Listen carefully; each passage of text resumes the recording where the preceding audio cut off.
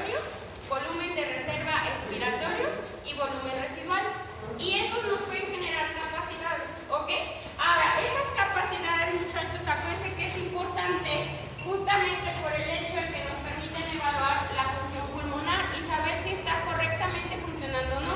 Ahora, estos volúmenes y capacidades los medimos a través de un estudio que se llama espirometría, que nos permite detectar dos anomalías principales: enfermedades restrictivas o enfermedades obstructivas, ¿ok? Bueno, la otra propiedad que vimos relacionada a la ventilación fue la resistencia, ¿se acuerdan? Cuando hablamos de un aumento de la resistencia, quiere decir que la vía aérea tiene una incapacidad de dilatarse. Entonces, acuérdense, a mayor resistencia el flujo disminuye y a menor resistencia aumenta, ¿de acuerdo? Esa es la segunda situación. Y ya aprovechamos aquí para ver al factor surfactante, que es otra propiedad que nos permite que la ventilación sea adecuada. ¿Vamos bien? Ahora, muchachos, ese es el primer proceso, lo que implica la ventilación. Y viéndolo ya desde el punto de vista, ahora sí que funcional, por decirlo de alguna manera, ¿hasta dónde llega la ventilación? Esa ventilación, muchachos, todo lo que vimos, es justamente para que el aire llegue ¿a dónde? Al alveolo, ¿ok? Ahora, ya sabemos, muchachos, nosotros cuánto tiene que entrar respectivamente en cada momento, y sabemos que el volumen corriente, es decir, lo que le llega el bronquio en cada ventilación y al alveolo en cada ventilación, equivale más o menos a 500 mililitros, ¿ok? O la otra fórmula que les dije ayer, ¿cuánto fue? 8 mililitros por kilo de peso, ¿de acuerdo? Muy bien. Pero eso, es decir, que si alguien pesa 50 kilos, multiplico 8 por 50 y me sale el volumen corriente para esa persona, ¿de acuerdo? Muy bien. De ese volumen corriente, muchachos, que son 500 mililitros, una cantidad no llega al alveolo, ¿ok? Se queda en el espacio muerto, ¿cierto? Que son 150 mililitros. La cantidad que se llega al alveolo, la cantidad de aire, son 350 mililitros. Esa es la cantidad de aire que llega. ¿Cuál es la composición de este aire? La composición, acuérdense, es más o menos 100 milímetros de mercurio de oxígeno, 40 de CO2, el resto va a ser de vapor de agua, 47, y el resto de la presión justamente va a ser de nitrógeno, ¿ok? Entonces me pueden llegar 500 mililitros, 350, 250, pero la presión con la que va es diferente. Una cosa es la cantidad, el volumen, y la otra cosa es la presión, ¿ok? Ahora, ya que yo sé, doctora, que aquí me llegaron 350 mililitros, esto no tendría así, 350 mililitros, ¿qué me importa de esas presiones? La que me importa, muchachos, es principalmente la presión de ¿quién? De oxígeno, que tiene que ser de 100 idealmente, y la otra que me importa es la de 40, que es la de CO2. ¿Por qué me importan esos, doctora? Porque son los que nos van a permitir el segundo proceso, que es el que estamos terminando, que es la difusión, ¿de acuerdo? Ahora, la difusión, como su nombre lo implica, vamos a retomar esta parte para que nadie se quede con dudas, implica el paso del oxígeno hacia el capilar arterial y el paso del CO2 hacia el capilar venoso, ¿de acuerdo? Entonces, vean, muchachos, aquí tenemos por eso era importante saber cuánto es que hay en el aire atmosférico, en el aire humidificado, porque es como se determina la cantidad de oxígeno que va a haber en el aire alveolar, que ya sabemos la fórmula, ¿no? Ya la hemos repasado, incluso ayer la repasamos. Entonces, importante esto, muchachos. A ver, en condiciones ideales, la cantidad de oxígeno que yo tenga aquí en el alveolo va a ser casi la misma que yo tenga en el capilar que lleve sangre arterial, casi la misma. Entonces, si aquí me disminuye la cantidad de oxígeno, aquí obviamente también me va a disminuir la cantidad de oxígeno. Si aquí me aumenta la cantidad de oxígeno, es probable que aquí me aumente hasta un límite, ¿de acuerdo? Muy bien, por eso es importante conocer eso. Ahora, para que esto ocurra, muchachos, retomábamos, obviamente los gases tienen que atravesar en este sentido. El oxígeno, aquí había 100 y aquí había 40. Entonces el oxígeno trata de cruzar por gradiente de presiones y a medida que se va oxigenando la sangre se va pasando para acá hasta llegar al 100, hasta estar en equilibrio. Y el CO2, al contrario, el CO2 aquí hay 46, que acuérdense, este viene del metabolismo celular. ¿En qué condiciones se puede aumentar? Por ejemplo, alguien que hace ejercicio químicamente hablando. ¿Qué otra condición me puede aumentar el CO2? La cetoacidosis diabética, por ejemplo, ¿de acuerdo? Ahora, aquí, pero en condiciones normales es de 46, ¿ok? Ahora, este 46 es mayor al 40 que hay aquí, ¿ok? Entonces va difundiendo hasta que llega a 40 y cuando va llegando a 40 se pasa a este lado, ¿ok? Entonces, ¿por qué es importante este proceso? Porque justamente es lo que me determina los valores de oxígeno, que son los que la célula necesita para su metabolismo, y me mantiene valores constantes de CO2, que son los que me permiten mantener el estado de ácido base ideal para el organismo. Por eso es importante. Ahora, este proceso de cuando yo digo, a ver chicos, es que esto solo va a ocurrir si justamente la difusión es ideal. ¿A qué me refiero con difusión? Que la membrana o alveolo capilar sea perfecta, ¿de acuerdo? Y acuérdense que ahí entra la ley de Fick. Yo solamente voy a ver esto de 100 y 100 si la ley de Fick se cumple en la mayor medida de lo posible. Ahora, recordar, la ley de Fick nos indica cómo se comportan los gases para hacer un proceso de difusión. Me voy a regresar ahorita, ¿ok? Espérense. Entonces, la ley de Fick me dice que el oxígeno, yo puedo medir la cantidad, el volumen de oxígeno que atraviesa la membrana del lado del alveolo hacia el vaso sanguíneo, ¿de acuerdo? Y también puedo medir el volumen de CO2 que cruza de la sangre hacia el alveolo para salir. Yo lo puedo medir, no lo vamos a hacer, pero sí vamos a entender qué significan las determinantes. ¿Por qué? La ley de Fick me dice lo siguiente: para que una cantidad de gas atraviese la membrana de manera ideal, tú puedes calcularlo de la siguiente manera. Tomas el área, que son 70 metros cuadrados, ¿cierto? En el pulmón humano, si yo distendiera todos los alveolitos. Tomo el gradiente, la constante de difusión para el gas. Ese es un valor que determina la velocidad a la que un gas difunde. Por ejemplo, Vane puede correr de aquí a la puerta en 2 segundos. Fer a lo mejor en medio segundo, yo en 5 segundos. Ya es una velocidad para cada quien, ¿de acuerdo? Así los gases tienen su propia velocidad. Bien, entonces este valor yo ya no lo puedo modificar, es constante, ¿ok? El otro que sí puedo modificar son las presiones. ¿Qué presiones, doctora? ¿A qué presiones se refiere? A estas presiones, muchachos. O sea, yo puedo modificar la presión 1, que es de 100, contra la presión 2, que es de 40, ¿ok? ¿Cómo las puedo modificar? Por ejemplo, si yo tengo una obstrucción, ¿me van a llegar 100? No, ¿verdad? Me va a disminuir, ¿ok? Si yo estoy hiperventilando, va a aumentar esta presión probablemente, ¿verdad? Muy bien, rojo. Entonces, lo mismo para el CO2, yo puedo modificar la presión 1, que es la más alta, y puedo modificar la presión 2, que es la más baja, ¿de acuerdo? Entonces, esto lo puede hacer enfermedades pulmonares o igual procesos que tengan que ver con la ventilación. Y la otra que se puede afectar es el grosor de la membrana. ¿Cuánto es el grosor ideal de la membrana alveolo-capilar? 0.5 micras, ¿ok? ¿Qué procesos me pueden engrosar la membrana a más de 0.5 micras? La neumonía, ese es un ejemplo, ¿no? Entonces, a lo mejor en la neumonía, muchachos, la neumonía, su nombre lo indica, es un engrosamiento del alveolo. Cuando es un engrosamiento del alveolo, no hay alveolitis. Aquí el término en lugar de alveolitis es neumonía, ¿ok? Entonces, cuando yo tenga engrosada la membrana, puede que me esté llegando el volumen, pero no está cruzando, ¿ok? Entonces, eso se me va a ver afectado la difusión. Entonces, si tenemos diferentes enfermedades o condiciones, ya sea fisiológicas o patológicas, la ley de Fick se va a afectar.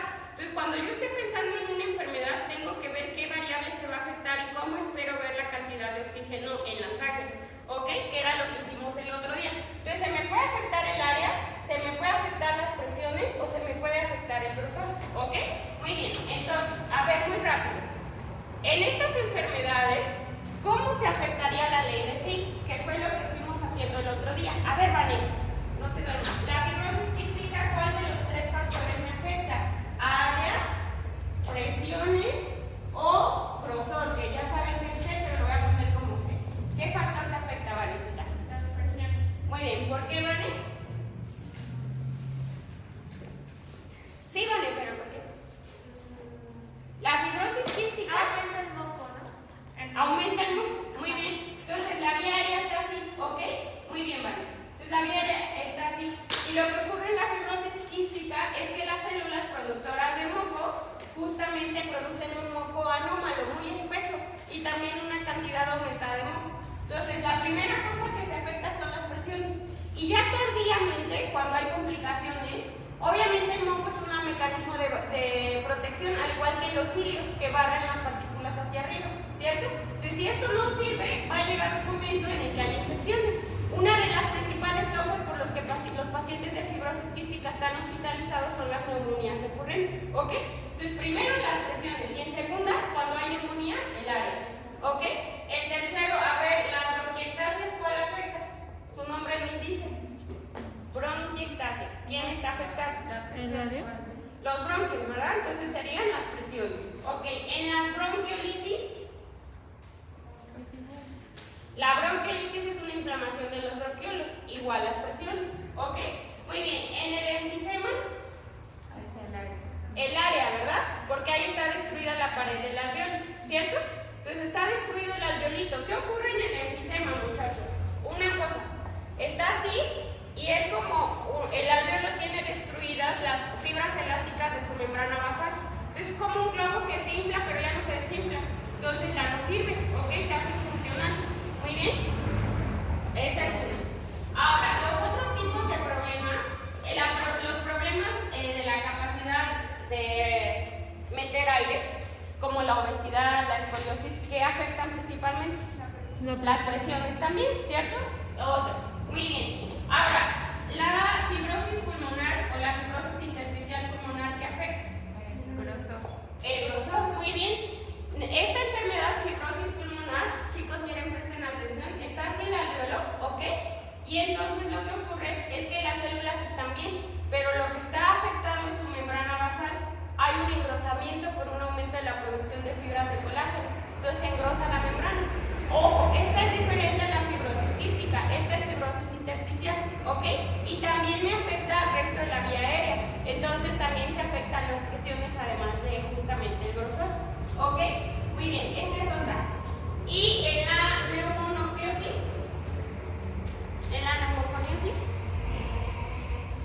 esta es igual una inflamación habitualmente química del alveolo, ¿de acuerdo? Entonces tenemos aquí el alveolito, tenemos un irritante y lo mismo, provoca un proceso inflamatorio. ¿Ahí qué se afecta? El área, ¿verdad? ¿Y qué otra? Por si está engrosado. El grosor, más el grosor que el área. ¿Vamos bien? Entonces, cuando tengamos una enfermedad de este tipo hay que pensar qué determinante la ley de Fick modifica, pero casi todas nos llevan al mismo resultado, que es una disminución de la cantidad de oxígeno que va a haber en la sangre. ¿De acuerdo? Muy bien, ¿vamos bien hasta acá?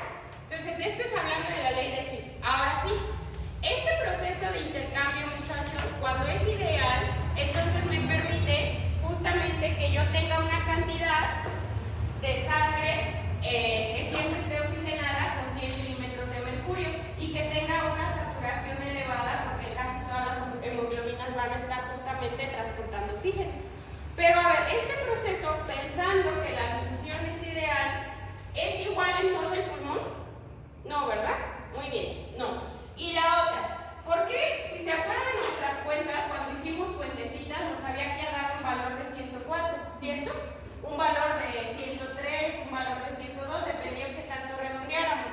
A ver, ¿por qué, doctora, si aquí sale un 104, 105, por qué cuando yo lo mido en la sangre resulta que tengo 100? ¿Dónde quedaron mis 3 milímetros de mercurio? O sea, ¿dónde se perdieron? ¿Cuál es la respuesta? ¿Dónde se perdieron esos 3 milímetros de mercurio? ¿En el espacio muerto anatómico? En los shunts o cortocircuitos, ¿de acuerdo? ¿Qué significa eso? A ver, tenemos dos tipos de cortocircuitos, los anatómicos y los fisiológicos, ¿cierto? A ver, repito, el objetivo es explicar por qué si yo en el alveolo tenía 103, en la sangre tengo 100. ¿Qué pasó con estos 3 milímetros de mercurio? ¿Qué pasó con ellos? Entonces, la respuesta son los shunts. ¿Vamos bien todos? ¿Chicos? ¿Me regreso un poquito y voy lento? ¿Todo bien? Sí, bueno. A ver, entonces, estos denominados shunts justamente nos permiten, no, tranquilos, ahorita regreso, nos permiten justamente diferenciar o entender por qué mi presión alveolar, ¿ok?, es ligeramente distinta a mi presión arterial. Esto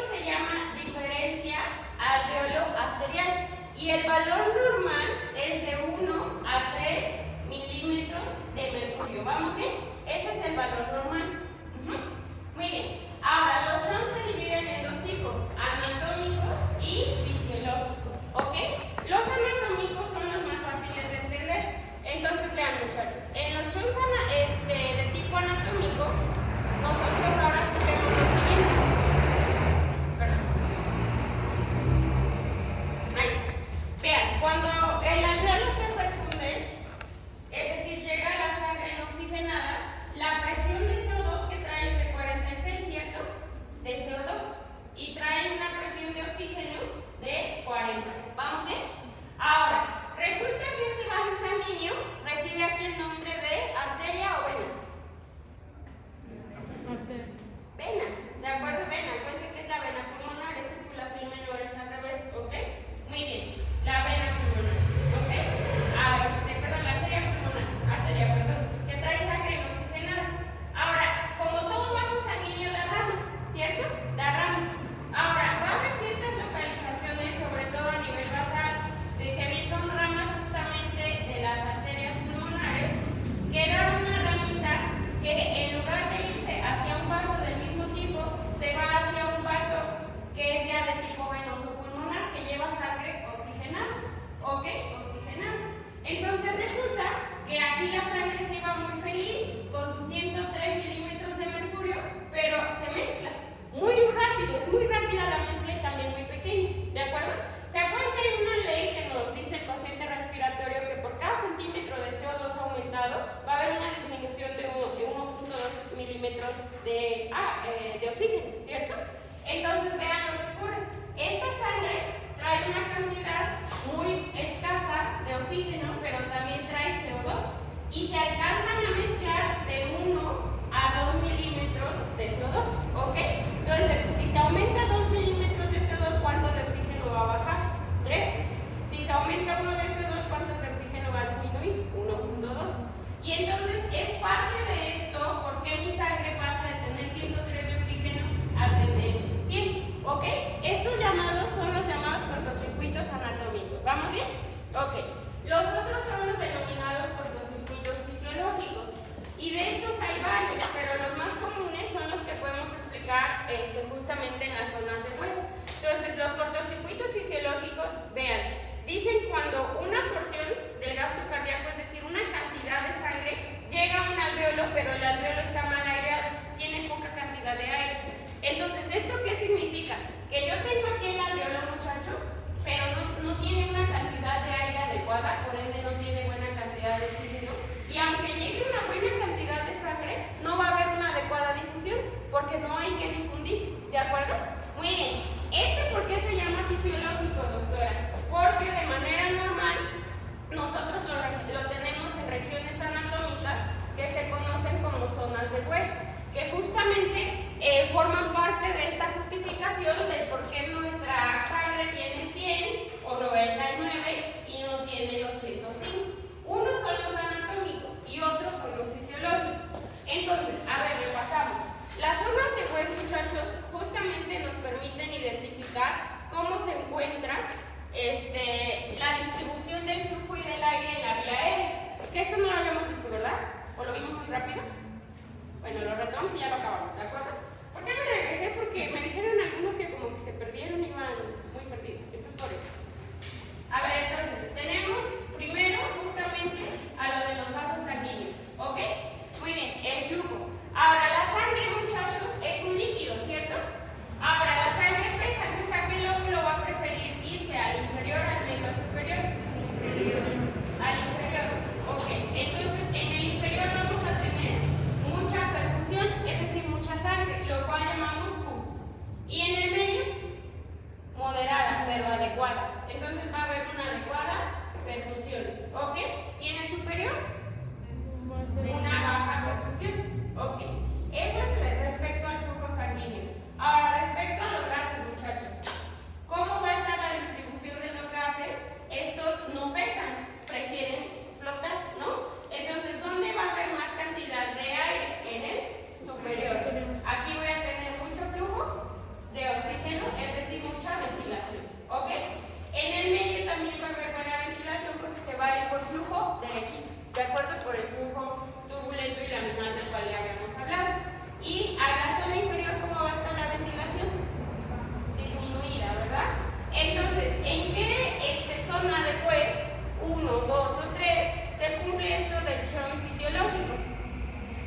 decía, llega una buena cantidad de flujo, pero tiene un alveolo mal aireado. En A3, ¿verdad? Ahora, esto es en personas en bipedestación, es decir, que estén paraditos o sentados, como en su caso. Esto no es constante, ¿de acuerdo?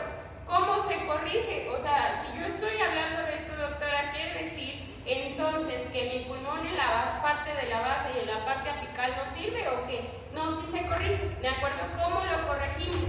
Voy a hacer un paréntesis. A ver, cuando nosotros hablamos de la histología al inicio del tema, vimos justamente que tanto el bronquiolo como los vasos sanguíneos, voy a ponerlo acá, que tienen en sus paredes músculo liso, ¿de acuerdo? Músculo liso. Y obviamente también tienen células epiteliales. Pero a ver, en la vía aérea, muchachos, sobre todo en las células de músculo liso, que son así, tienen en su membrana unas estructuras que tienen la función de ser receptores, ¿ok? Receptores que sensan cambios ¿de qué? De CO2 y de oxígeno. Cuando estos receptores no detectan cambios porque dicen, este está bien, entonces están inactivos, ¿ok? Pero cuando detectan cambios ya sea de CO2 o de oxígeno, entonces van a activarse y van a provocar ya sea una contracción o una relajación, ¿de acuerdo? Es decir, pueden causar broncodilatación o broncoconstricción y pueden causar vasodilatación o vasoconstricción, ¿ok? ¿Vamos bien? ¿Hasta acá? Ahora, entonces, ¿yo dónde tengo músculo liso, muchachos? Repito, lo tengo en los capilares, muy poquito, y lo tengo a nivel de los bronquiolos. Ahora, ¿qué tipo de cambios es el que reconocen? A ver, aquí va a ser opuesto. ¿Quién trae el oxígeno? El alveolo, ¿ok? ¿Quién trae el CO2? El vaso sanguíneo, ¿cierto? Entonces, ¿quién creen que responda a cambios, aumento o disminución de CO2? El alveolo, porque el alveolo va a decir, a ver, tu vaso me tenías que traer 40, ¿por qué me traes 60? No, pues voy a hacer algo, ¿no? Voy a modificarlo. ¿Y qué va a pasar, por ejemplo, si el vaso sanguíneo detecta cambios de oxígeno? Va a decir, a ver, el alveolo me traía que tener 100, ¿ok? Pero me trajo 20, entonces tengo que hacer algo para ayudar a mi célula que está ahí pobre, ¿no?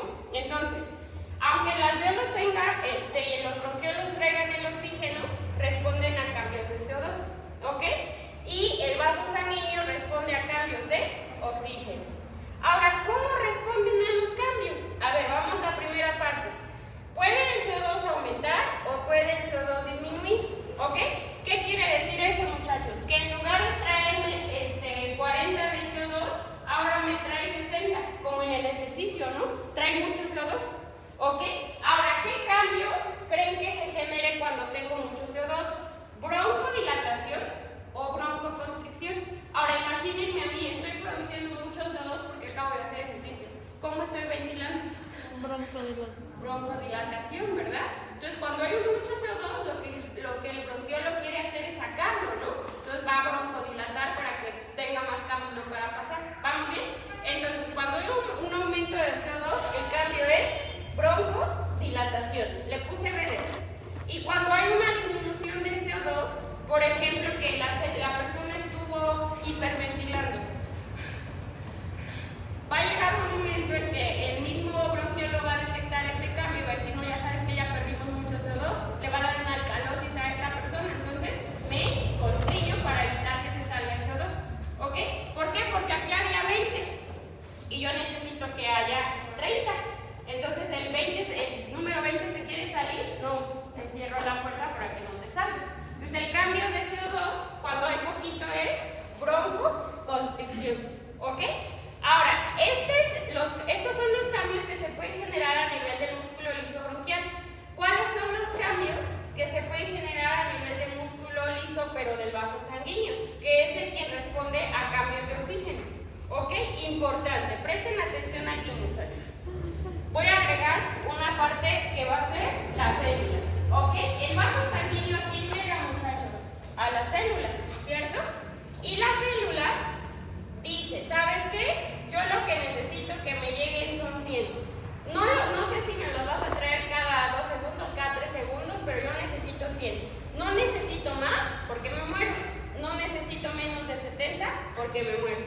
O sea, la hiperoxemia, es decir, cantidades elevadas de oxígeno, genera apoptosis, ¿ok? El oxígeno es tóxico.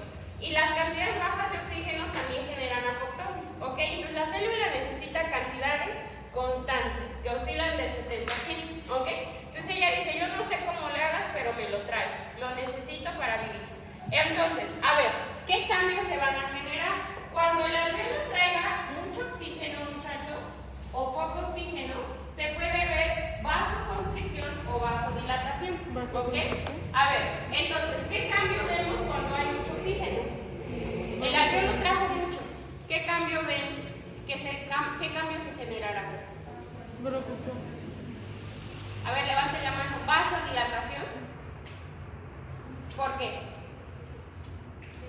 Cuando tenemos mucho oxígeno, pues para recibir todo este oxígeno, y pienso que cuando hay poco oxígeno se constriñe el vaso,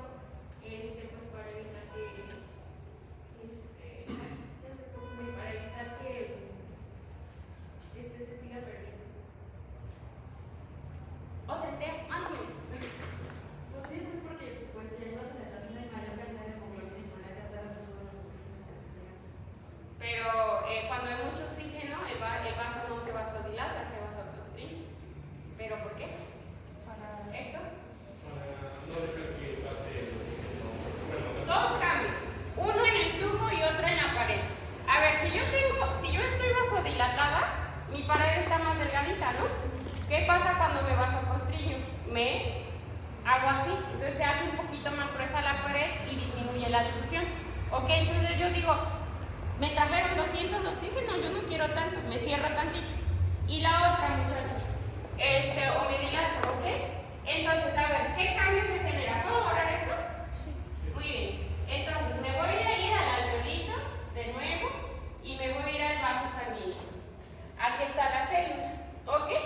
Cuando yo tengo mucho oxígeno, muchachos, o poco oxígeno, repetimos, ¿qué cambio va a haber? Cuando hay mucho oxígeno, ¿y cuando hay poco? ¿Pero por qué?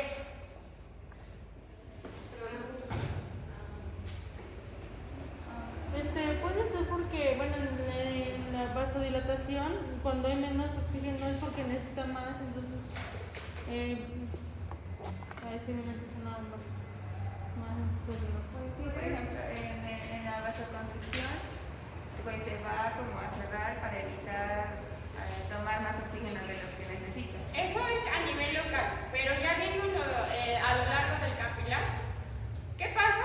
Aquí, por ejemplo, eso solo fue a nivel local. Ahora vamos a pensar si realmente se cumple eso, porque eso es lo que nos indica la lógica, ¿verdad? Ahora, ¿qué pasa si nosotros estudiamos esta vaso sanguíneo como una manguerita? ¿Qué pasa cuando yo una manguerita la hago más estrecha? ¿Cómo llega el flujo? Con más fuerza, ¿verdad? ¿Y qué pasa cuando la manguerita la hago más amplia? ¿Cómo va el flujo? Con menos fuerza, ¿ok? Entonces, ojo, la lógica nos indica eso que ustedes acaban de concluir, pero ahora entra el flujo. A ver, muchachos, cuando nosotros tenemos una cantidad justamente muy elevada de oxígeno, tengo aquí mucho oxígeno, ¿ok? Lo que hace el vaso sanguíneo, contrario a la lógica, en lugar de vasodilatarse, es vasoconstriñirse, ¿ok? Muy bien. Y eso también me provoca, muchachos, justamente un cambio en la llegada de oxígeno de la célula. Y cuando tengo muy poquito oxígeno, también se genera un cambio, pero a nivel local, lo que nos indica justamente la lógica. ¿Bien? A ver, entonces,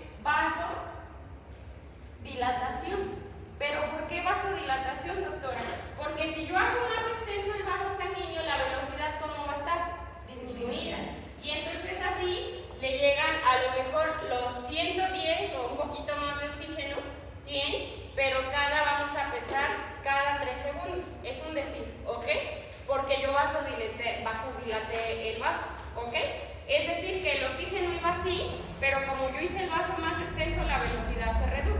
Entonces la célula le da chance, ¿no? De que tiene tanto oxígeno, le da chance de ocuparlo y ya luego volver a usar el que le llegue. Ahora, ¿cuál es el cambio cuando hay una pequeña cantidad de oxígeno? Pues sí, doctora, pero ahí sí suena raro que me diga que se vasoconstriña, ¿no? Porque entonces, ¿cómo va a cruzar mejor el oxígeno? Aunque suene raro, es lo que ocurre. Cuando hay poca cantidad de oxígeno, el cambio que se ocasiona es vasoconstricción.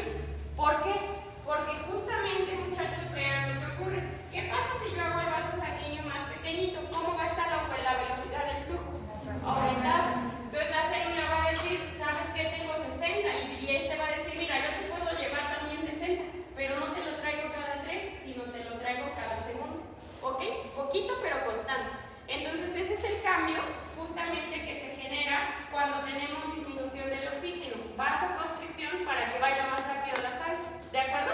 Y a la célula le siga llegando de manera constante. Es como decirle, mira, yo te daba 100 cada semana, pero no te puedo dar cada semana 100, te puedo dar 60, pero cada tercer día.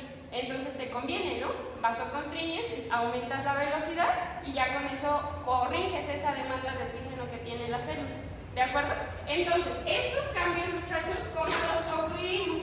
Hacemos la conclusión. El alveolo presenta, y sobre todo el pulmón, ciertas zonas donde tenemos cambios en la ventilación y la perfusión. ¿Ok? Entonces, el alveolo que trae oxígeno responde a cambios ¿de quién? De CO2. Cuando hay mucho CO2, ¿qué cambio se provoca? Broncodilatación. Cuando hay poco oxígeno, broncoconstricción. Ok. Ahora, el vaso sanguíneo trae CO2, pero detecta cambios de oxígeno, ¿cierto? Muy bien. Ahora, entonces, cuando tengo mucho oxígeno, ¿cuál es el cambio? Vasodilatación, para hacer que llegue más lento. ¿De acuerdo? Y el segundo, cuando tengo poco oxígeno, vasoconstricción. Poco, pero rápido va a ser la difusión. ¿Vamos bien? Y estos cambios ocurren de manera fisiológica para corregir esas variantes fisiológicas que tenemos en las zonas de West, y también ocurre cuando tenemos procesos patológicos. Por ejemplo, en una acidosis, ¿ok? En una acidosis, es decir, un aumento de la cantidad de CO2, se van a estimular los quimiorreceptores a nivel bronquial y van a provocar broncodilatación, ¿ok? Lo cual me va a ayudar a la hiperventilación. Ven que les había dicho, cuando tenemos mucho CO2 en la sangre, ¿cómo lo saca el pulmón? Hiperventilando, ¿no? Entonces, ¿quién nos ayuda a esa hiperventilación? Que la vía aérea se dilate, ¿ok? ¿Vamos bien? Entonces, repito, estos cambios pueden ocurrir de manera fisiológica o también pueden darse con el objetivo de corregir problemas patológicos, ¿ok? Y esta relación que acabamos de ver es justamente la relación ventilación-perfusión que nos permite, uno, corregir los denominados shunts fisiológicos que se presentan sobre todo en la zona 3 de West, y también corregir problemas que tengan que ver con patologías agregadas. ¿Vamos bien? ¿Quedó claro esta parte, chicos? ¿Alguna duda? ¿No?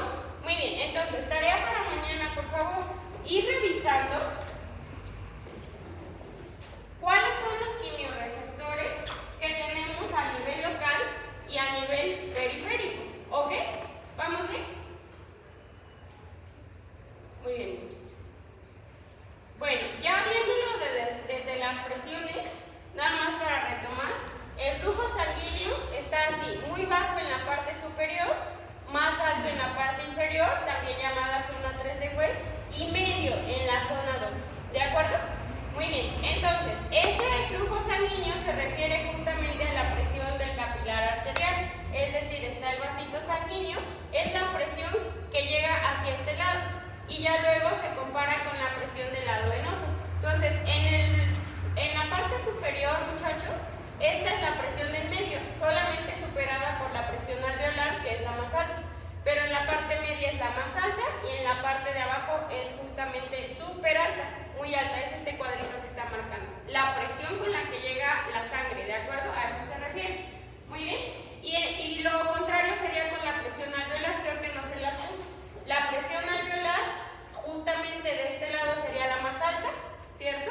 En este lado se parece mucho a la presión arterial y en esta parte sería la más baja. Muy bien, muchachos. ¿Hasta aquí vamos bien? Entonces, estas son las maneras en las que se pueden corregir justamente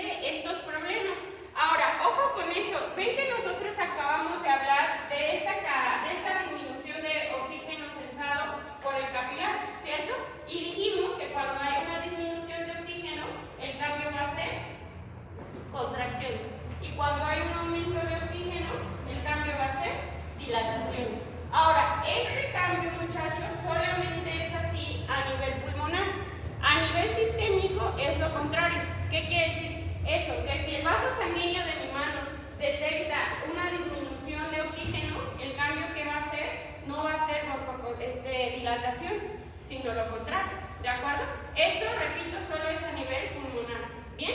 Ok, y está desencadenado por los llamados quimiorreceptores. Muy bien, ahora retomamos. Ya vimos entonces la parte de difusión, ¿verdad? Ya vimos que no todo en las 3 zonas del pulmón este proceso es el mismo. ¿Por qué? Por la presencia de los shunts, ¿ok? Pero ya que se corrigió el problema y ya que vimos que la difusión es ideal, ¿cuál es el siguiente proceso? El transporte de gases, ¿ok? Entonces, una vez que el gas cruza hacia el capilar, se va a transportar de 2 maneras. Una puede ser unido al eritrocito, ¿ok? Y otra puede ser libre en el plasma. Son las 2 maneras en las que se pueden transportar los gases, principalmente el oxígeno, ¿ok? El CO2 se puede transportar, lo voy a poner aquí, oxígeno se puede transportar de 2 maneras, en la hemoglobina del eritrocito o libre en el plasma, ¿ok? Y el CO2 se puede transportar de 3 maneras, unido a hemoglobina, libre en el plasma y en forma de bicarbonato, ¿ok? ¿Vamos bien? Bien, ahora muchachos, antes de ir a esta parte voy a retomar.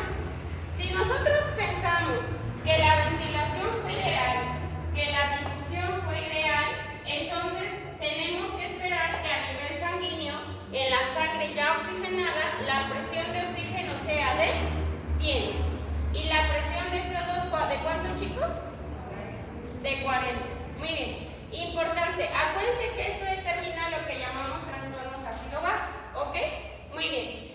Obviamente es lo que nosotros tenemos que esperar junto con los otros valores que habíamos visto, entonces me voy a ir para allá. Ahora ya saben, tenemos tanto gasometría arterial como gasometría venosa, ¿ok? Dentro de estos, los 2 principales compuestos que encontramos, ¿cuáles eran, chicos? El CO2 y el bicarbonato, ¿cierto? ¿Vamos bien hasta acá? El pH que tenemos que mantener de manera ideal en la sangre ya oxigenada, también llamada sangre arterial sistémica, es de 7.35 a 7.45, ¿ok? Entonces, a ver, vamos a hacer un ejercicio. ¿Ya se perdieron estos valores? Les dije que lo íbamos a retomar el otro día, ¿no? Bueno, a ver, chicos. Cuando nosotros hablamos de estado ácido-base, tenemos justamente algo que se llama pH, que es el potencial inverso de hidrogeniones. Entonces, quiere decir que cuando el pH sea menor, va a haber más cargas ácidas, ¿ok? Va a estar más ácido. ¿Cuáles son los ácidos de la sangre? Los hidrogeniones, solitos como tal, o ácidos que se comportan como ácidos volátiles, porque vuelan, como son gases, como el CO2. Este es un ácido, ¿de acuerdo? Ahora, lo contrario, ¿qué me puede justamente aumentar el pH? Es decir, hacerlo menos ácido. 2 situaciones. Uno, que haya pocos hidrogeniones, otro que haya poco CO2, u otro que haya algo que es lo opuesto al CO2, que es la forma de bicarbonato. ¿Ok? Muy bien. Entonces, nosotros hablamos de un punto fisiológico cuando el pH está alrededor de 7.35 a 7.45. ¿Ok? Muy bien. Y hay básicamente 2 formas en las que yo puedo modificar el pH. Lo puedo llevar hacia la parte ácida o lo puedo llevar hacia la parte alcalina. ¿Ok? Ahora, a nivel respiratorio, ¿qué me puede hacer llevarlo a la parte ácida? Un aumento de CO2. ¿Ok? Porque el pulmón no lo esté sacando. ¿Ok? ¿Qué me puede llevar a hacerlo a la parte alcalina? Una disminución del CO2, porque el pulmón esté sacando mucho CO2. ¿Ok? Muy bien. Ahora, ¿cómo se corrigen estos problemas? Habitualmente se corrigen con la ventilación. Si yo tengo mucho CO2, ¿qué hago? Hiperventilo. Si tengo poco CO2, ¿qué hago? Pues no lo quiero sacar, hipoventilo, ¿verdad? Muy bien. Ahora, esa es una.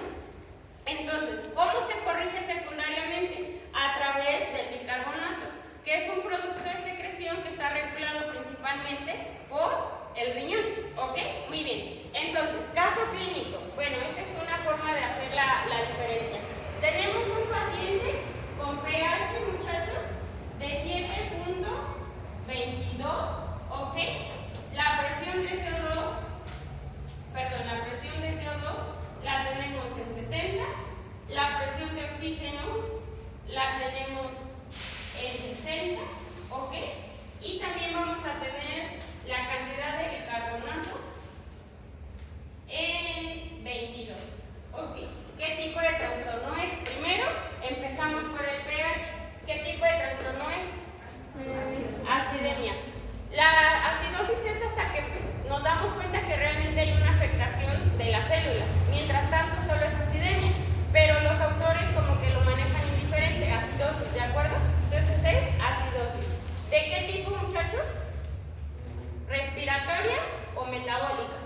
respiratoria. Respiratoria, muy bien. ¿Cómo lo tendría que corregir? Esta acidosis respiratoria, mecánicamente hablando, o sea, la ventilación, ¿cómo lo trataría de corregir? Hiperventilando o hipoventilando. Hiperventilando. Hiperventilando para sacar muchos CO2. El paciente estaría... ¿Ok? Muy bien. ¿Y el riñón cómo lo trataría de corregir? ¿Aumentando o disminuyendo el bicarbonato? Aumentando. El valor normal del bicarbonato es alrededor de 20 a 24. Este bicarbonato todavía está normal. Entonces quiere decir que no está corregido el problema, ¿verdad? Todavía no está compensado. ¿Ok? Muy bien. Entonces, ¿cómo lo corregiría el riñón? Con una alcalosis metabólica. Con lo contrario. Siguiente caso clínico. Tengo ahora pH. Este es solo general porque todavía falta algo que se llama determinar brecha aniónica y estado de base. ¿Ok? Pero es general. A ver, pH lo tengo ahora de 7.13. ¿Ok? Presión de oxígeno la tengo de 75. Presión de CO2, muchachos, la tengo, vamos a cambiarla. Y el bicarbonato de 12. ¿Cuánto dijo del CO2? Todavía no lo he dado. El bicarbonato de 12 y la presión de CO2 la voy a tener justamente de 45. ¿Ok? ¿Qué tipo de trastorno es primero? Acidosis. ¿De qué tipo? Metabólica. Saquen su tablita. ¿Por qué metabólica? Porque el bicarbonato está disminuido. El bicarbonato está disminuido, pero el CO2 está normal. ¿De acuerdo? El CO2 está normal. Entonces esta acidosis es metabólica. ¿Ok? ¿Qué me puede estar provocando una disminución de bicarbonato? Una insuficiencia renal, por ejemplo. ¿De acuerdo? O otro tipo de trastornos que ahorita veremos. ¿Vamos bien, chicos? Ahora, siguiente caso clínico. Bueno, ¿esa estaba compensada o no estaba compensada? No, ¿verdad? Ahora, siguiente caso clínico. Bueno, siguiente supuesto. pH 7.4. Presión de CO2, ¿ok? De 70. Y presión de oxígeno de, vamos a poner igual 70. Y bicarbonato, lo vamos a poner en 35. ¿Qué tipo de trastorno es? A ver, para empezar, ¿cómo está el pH? Está normal. Pero, ¿cómo está la presión de CO2, el bicarbonato y la presión de esos dos? ¿Están normales? No, Están alterados. Entonces, cuando ustedes vean un pH normal, pero vean los otros valores alterados, ya es un trastorno compensado. ¿Ok? Ya se compensó. Ahora, ¿cómo sé, doctora, si se trata de porque por ejemplo pudo ser un problema de bicarbonato, ¿no? O sea, pudo ser una acidosis metabólica que corrigió con pudo ser una alcalosis metabólica que se corrigió con una acidosis respiratoria. O pudo ser una acidosis respiratoria que se corrigió con una alcalosis metabólica. ¿Cómo sé cuál es el primario y cuál es el secundario? ¿Cómo sé cuál corrigió y cuál no? ¿De acuerdo? Para eso, justamente tenemos dos valores. Uno que se llama estado de base, que me permite saber si hay un exceso de bases, y otro que en qué circunstancias se presenta, y otro que se llama brecha aniónica. ¿De acuerdo? Estado de base y brecha aniónica. Entonces, cuando yo tengo este tipo de problemas mixtos, ¿cómo sé si es uno y luego el otro? ¿O cuál es la base? Dos cosas. Primero, la clínica. O sea, si estoy viendo cómo está el paciente. Si es diabético, pues voy a pensar que la causa es metabólica, ¿no? Si es un paciente enfisematoso, probablemente la causa es respiratoria. Pero si la clínica no es clara, entonces corroboro la gasometría con estos dos. Tarea para mañana. Buscar cómo se calcula la brecha aniónica y buscar qué significa el estado de base. Pero lo que les digo, el estado de base es el valor total de bases que hay en la sangre. ¿Cuáles serían las bases de la sangre? Pues principalmente el bicarbonato. ¿Ok? Muy bien, chicos. Acá nos quedamos. A ver, mañana, chicos, retomamos esta gasometría. Ahondamos